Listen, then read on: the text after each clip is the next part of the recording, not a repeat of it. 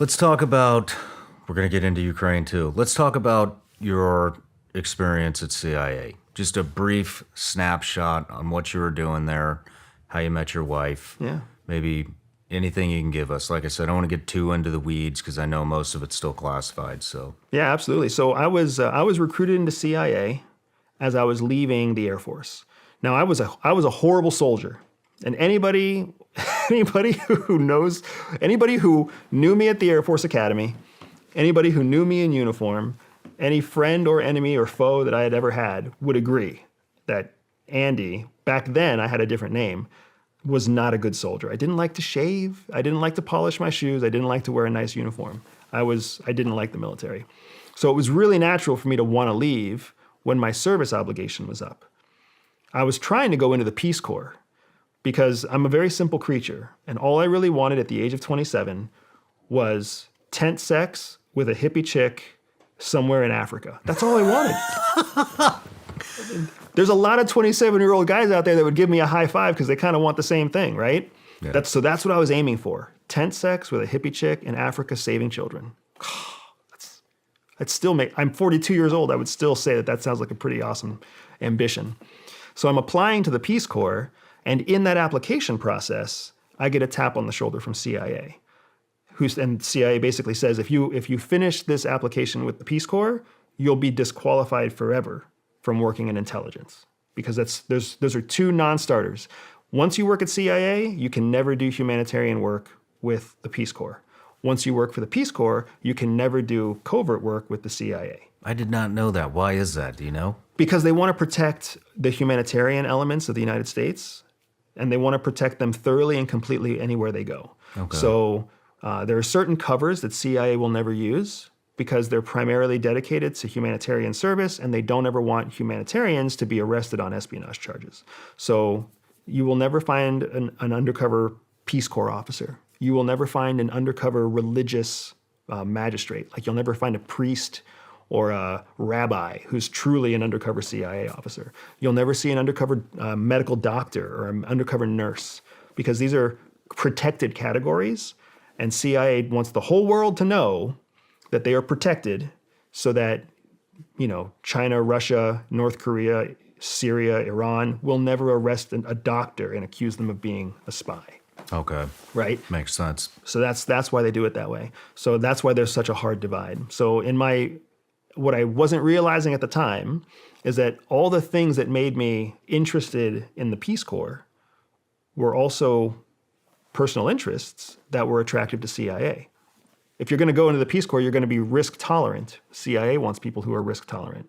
You want to see the world. CIA wants people who want to see the world. You're not intimidated by foreign cultures. You're not intimidated by foreign language. You're not intimidated by, long bouts of loneliness. CIA wants all of that too, right? So it's a natural recruiting ground for the agency to basically be looking at people who are interested in other career fields that closely parallel what a CIA officer would encounter. Okay. What is it about you that you think they found interesting? To be very honest, I think they knew I was brown. I think they knew that I was an Air Force Academy graduate, right? So from the time that I turned 17, my entire life has been in service to the federal government. So there were no surprises here. They knew my drug history. They knew my medical history, my dental history. They knew my family upbringing. They knew my grade point average. They knew everything, because I had gone to a military college and then I was a military officer. So put those things together, plus the fact that I majored in Chinese at the Air Force Academy. I had traveled to China in the Air Force Academy. I had, they had my scores. They knew that I was a top performing linguist. They knew that I was a top performing humanities student. Like, there were certain elements that they already knew because it was on paper and I was known to them. And you obviously already had a very high clearance if you were on the nuclear program. Correct. And as a nuclear missile officer, I knew where our nukes were pointed. I knew whose nukes were pointed at us. I knew, and I had TS-SCI Cat 6 and 12 clearance, which is a 9-month process to get a TS-SCI. So by hiring me, they basically shortcut 9 months of my recruitment because I already have the clearance. Yeah. So you got in. What did they have you doing?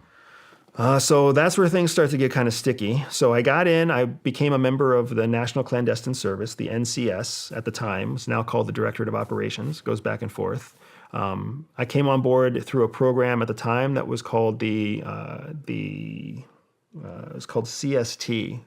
What is that? Clandestine Service Trainee, I think is what it was called. It was basically the old guys who come in to be spies.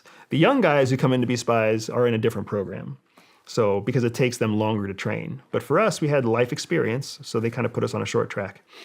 And I went through that training plan, got my field training done, got all of my weapons training done, my driving done, do all the training stuff that's pretty cool and fun. And then you start actually doing the work. And a lot of my work was focused in the third world to start. So a lot of stuff in Africa, a lot of stuff in South America, a lot of stuff in Southeast Asia.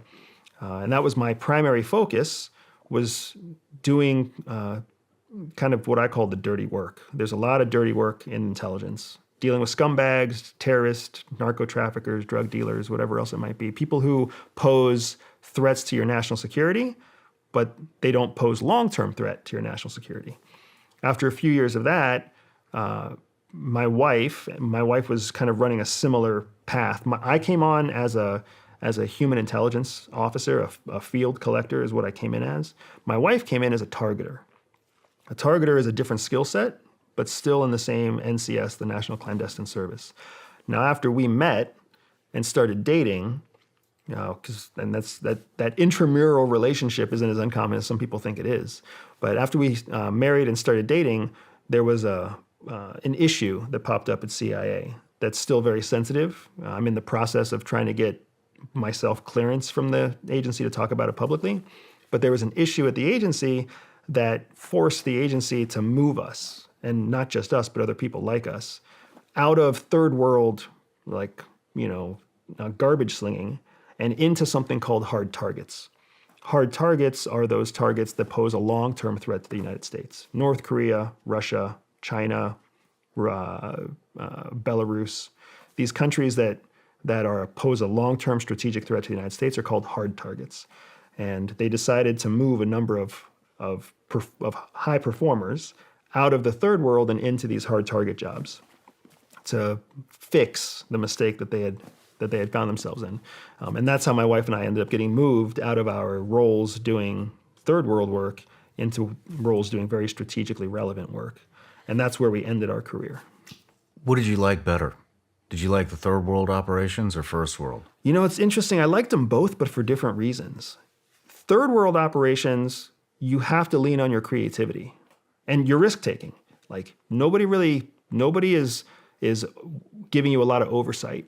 They just want you to get the mission done, right? This is the priority. We don't care how you do it, get it done. So there's a big emphasis on individuality. There's a big emphasis on results. There's a big emphasis on outcomes. First world operations, hard target operations are different. There's a lot of oversight. There's a lot of weight in process instead of outcomes, right? Okay. But there's also much deeper pockets. So you're running way more sophisticated operations on larger teams. You're working with excellent colleagues because only the best get pulled into these hard target operations. So sometimes you might be dealing with the guy that kind of fell off the back of the short bus when you're in the third world. Okay. But you're dealing with really top tier individuals when you're in hard targets. So I liked them both, but differently.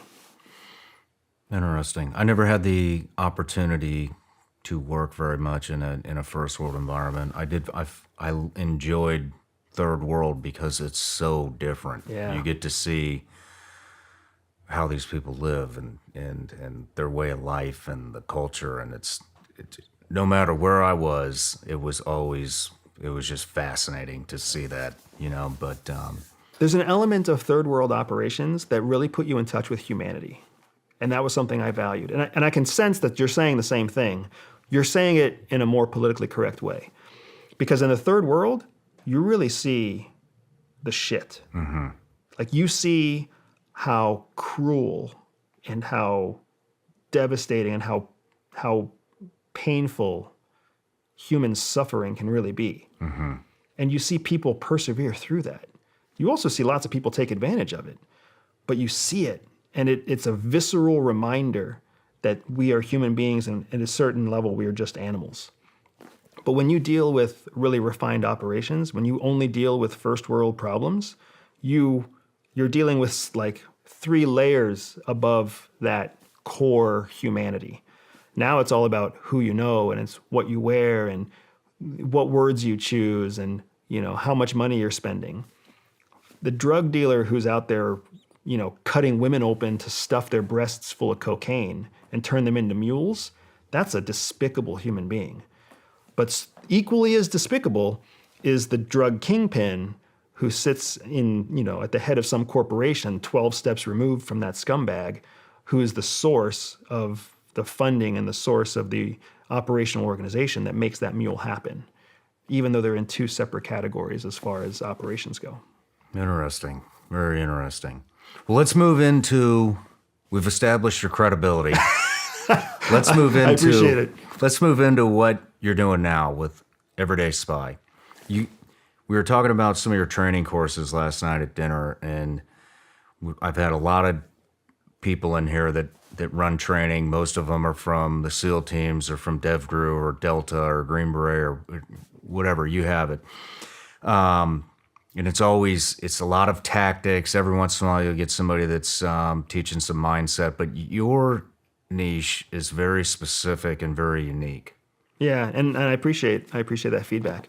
So Everyday Spy is the business that I created with my wife after we left CIA. And what we learned is that the skills and tactics that CIA taught us, not necessarily the skills and tactics in terms of shooting and driving, but social skills and mental tactics, that those have become the foundation of our success since leaving CIA. Influence, persuasion, relationship building, being able to predict human behavior, being able to control human behavior, being able to direct outcomes. Like, these are all very valuable skills in the commercial sector and in civilian life, equally as valuable as they are in espionage. So what we found is that we started having success in corporate America, and then when we became entrepreneurs, we started having success in our entrepreneurial lives applying these skills. So Everyday Spy is essentially our platform to teach the same skills that we've seen work in espionage, tailored to everyday life. And that's what Everyday Spy is. And what we've had is we've had success working with executives. We've had success working with corporate teams. We've had success working with entrepreneurs from the startup phase to the ultra high net worth phase, and all levels in between. Because what ends up happening is, at our core, what we're all looking for all the time is an edge, an advantage. And socially, we don't like to talk about that. Socially, we think everything should be fair and equal, right? Especially in the United States. If you walked up to a stranger and said, "I actually want to have an unfair advantage over you," nobody wants to hear that. Yeah. But that's what we're all secretly thinking, right? What espionage is all about is gaining an unfair advantage. All the skills that CIA taught us, the mental skills, the social skills, we're all focused on an unfair advantage. How do you infiltrate a network, gain influence, gain credibility, and take control of that network in the shortest amount of time? You don't do that over a 30-year career doing what the boss tells you. You do that in like 3 years by making the boss believe that your ideas are the best ideas. So we kind of built a business that teaches that. And then we do it through digital learning. We do it through publishing, video publishing, podcast publishing, ebook publishing. And then, of course, we also do it in in-person training courses that we carry out for individuals and carry out for corporations. Interesting. Very interesting. How many courses are you running a year? So we run about 6 live courses a year right now. And a big part of that's because I'm the limiting factor. I teach all the courses myself. I'm working on expanding that. I'm working on scaling that. But right now we keep our classes small to between 12 and 16 people. We run about 6 courses a year. Each course runs between 1 day and 3 days total time. We also do some courses where we'll go and do private events for corporations. So those are kind of separate from our own homegrown courses. But we might go work 3, 5, 7 days with a client corporation somewhere at their behest. Again, the primary problem is just manpower. So the good side to that is that we've been able to develop and command a very high price for our training, which makes it very elite and makes it very personal. So now any company that hires us gets me and my wife and our content at their behest. So the quality is very, very rich, but the quantity is very limited. Supply-demand curve means that they end up paying a premium price, which is excellent for the business model itself. As we move forward, we're trying to flip a lot of that into digital course work. So now startup companies, small and medium-sized companies, can essentially get the same training through a digital on-demand interface, and they don't have to pay that premium price. Gotcha. Excellent. I'm gonna have to take one of your courses. It sounds very interesting. Yeah, I mean, we can just go. I'll go give you one over beers tonight, man. We'll do a crash course, just you and me. Perfect. That sounds great.